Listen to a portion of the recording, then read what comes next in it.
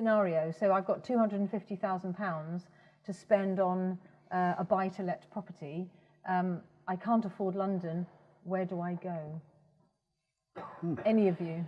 Or all of you? You've probably got different views. Alison, let's start with you. I probably wouldn't suggest that I would buy one property at all. I would be suggesting that taking sound financial advice and looking to invest in 2, possibly 3 properties. I mean, with Andrews, we offer a sort of investment service. So actually, rather than looking at particular areas, talking to a local agent, and we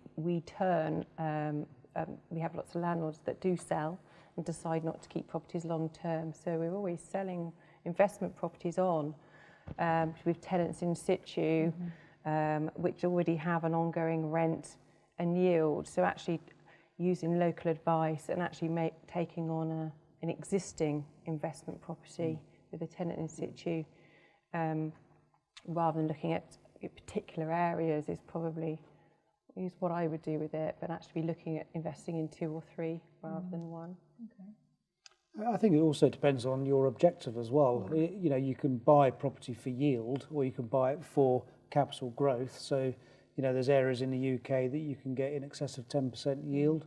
In certain parts of Wales and certain parts of Northern England, you can get in excess of 12% yield.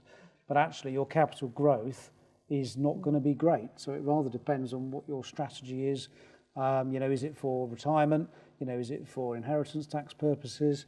And there's a whole host of tax issues around, you know, how you place property, how you buy property, and how it's vested. And yeah, it just depends on your end goal and objective.